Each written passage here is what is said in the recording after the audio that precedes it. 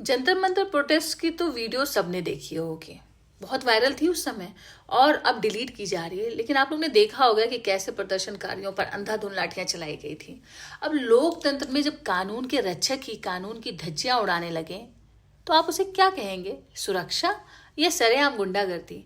जंतर मंतर पर प्रदर्शन कर रहे छात्राओं और नागरिकों पर सादे कपड़ों में कुछ लोग जो थे वो ज्यादा ही लाठियां बाज रहे थे। ऐसा लग रहा था कोई अपनी दुश्मनी निकाल रहे हैं, गुंडे टाइप के लग रहे थे वो।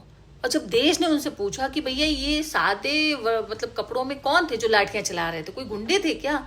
तो भैया दिल्ली पुलिस ने सुप्रीम कोर्ट में एक हलफनामा दिया और वो जो हलफनामे में उसने जो माना है वो किसी क्राइम के एक्सेप्टेंस से कम नहीं है।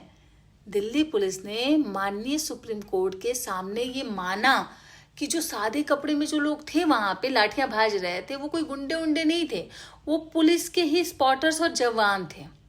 पुलिस ने इसे क्राउड कंट्रोल की एक रणनीति बताई सुप्रीम कोर्ट में।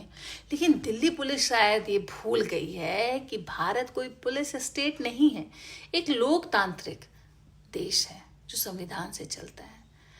अपने कानून को जानना सबका हक है और कुछ केसेस तो जानना मैंडेटरी हो गया है अब। साल 1973 का ऐतिहासिक केशवानंद भारती केस जो 24 अप्रैल को आया था, उसमें जो फैसला था सुप्रीम कोर्ट ने साफ कहा था कि देश की संसद भी संविधान के मूल ढांचे को नहीं बदल सकती है। और इस मूल ढांचे का सबसे बड़ा हिस्सा क्या है आप जानते हैं? फंडामेंटल राइट्स, नागरिकों का मौलिक अधिकार। और article 21 right to life and liberty और आर्टिकल 19 जो बच्चे शांतिपूर्ण प्रदर्शन कर रहे थे ये उनका अधिकार था। उसी अधिकार आर्टिकल 19 के अधिकार के तहत वो प्रदर्शन कर रहे थे। और इसके साथ डीके बसु बनाम पश्चिम बंगाल राज्य 1997 केस जानना सबके लिए बहुत जरूरी है आज के टाइम में। उसमें सुप्रीम कोर्ट ने पुलिस आचरण पर पत्थर की लकीर खींच दी थी। कोर्ट ने साफ आदेश दिया था कि कार्रवाई या पूछताछ या किसी प्रोटेस्ट में पुलिस वाले अगर जा रहे हैं तो उस दौरान वो वर्दी में होंगे, उनके नाम का बैज जो होगा वो स्पष्ट क्लियर होना चाहिए, ये मैंडेटरी है। तो फिर दिल्ली पुलिस ने कैसे अपने जवानों को बिना वर्दी, बिना नेम प्लेट के कैसे लाठियां चलाने के लिए भेज दिया?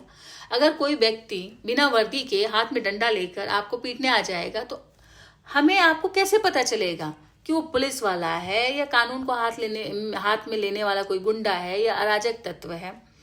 कानूनन सादे कपड़ों में बल प्रयोग करना नागरिकों के आत्मरक्षा के अधिकार को उकसाना है।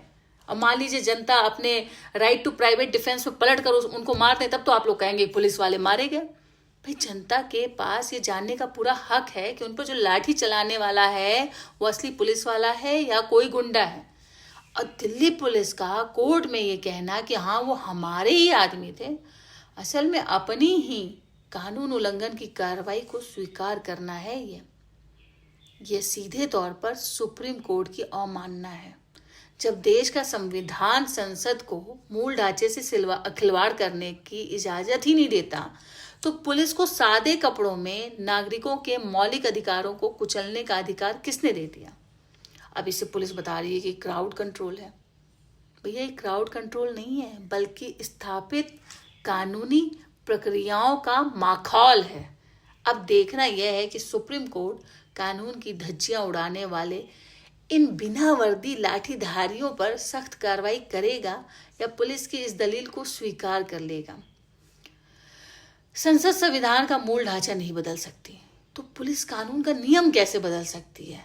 जब रक्षक ही नियम तोड़ेंगे तो समझो लोकतंत्र खतरे में है, पूरी तरीके से खतरे में है। तानाशाही है, जबरदस्त तानाशाही है। सुप्रीम कोर्ट की ही फैसले को नहीं मान रहे हैं। अब सोचिए अगर बिना वर्दी के डंडा मारने की पुलिस की रणनीति है तो क्या आत्मरक्षा में हाथ उठा देना या पीट देना नागरिकों का अधिकार नहीं है? कोई आपको सादे कपड़े में आके बिना बात लाठी चलाना शुरू कर देगा या आप कुछ कर भी रहे हैं तो भी उसे मारने का हक नहीं है। और पलट कर आपने भी मार दिया तो भाई सबको है, आत्मरक्षा करने का हक सबको है। तो जो पुलिस ने हलफनामा दिया है वो अपने ही किए हुए क्राइम की एक्सेप्टेंस है कि हाँ हमने कानून का उल्लंघन किया है। अब बारी सुप्रीम कोर्ट की है कि सही निर्णय, सही फैसला देकर इतिहास रचे या जैसे इस समय लोकतंत्र खतरे में है और जिस तरीके की विचारधारा चारों तरफ बह रही है, उसी में बह जाने में ही सुप्रीम कोर्ट अपनी भलाई समझता है। ये तो आने वाले समय में निर्णय से पता चलेगा कि उसने क्या फैसला लिया है। लेकिन जो दिल्ली पुलिस ने माना है वो एक्सेप्टेंस ऑफ क्राइम है। तो जानना कानून आपका, अपने देश के कानून को जानिए, समझिए, कुछ फैसले पढ़िए जो ऐतिहासिक फैसले हैं, जो हमें आपको बहुत सारे हक देते हैं। ये जानना सभी देशवासियों के लिए मैंडेटरी होना चाहिए और ये हमें लगता है कि स्कूल से ही पढ़ाना शुरू कर देना चाहिए। अभी बिना पढ़े इतना प्रोटेस्ट हो रहा है। पढ़ लेंगे बच्चे तो देश तो ज़रूर बदल देंगे। फिर ये झोला छाप और अनपढ़ लोग देश को बर्बाद नहीं कर पाएंगे, ये तो फैक्ट है। इसीलिए नहीं पढ़ाते हैं, छोटी क्लासेस में इतने सारे राइट्स, फंडामेंटल राइट्स नहीं बताते हैं कि बच्चे अवेयर ना हो जाए। वो तो जब कानून की पढ़ाई की जाती है तब जाकर पता चलता है। अदरवाइज ये छोटी क्लासेस से ही पढ़ाना शुरू करना चाहिए। खैर, आपका क्या राय है कमेंट करके बताइएगा। देखते हैं सुप्रीम कोर्ट का क्या फैसला आता है।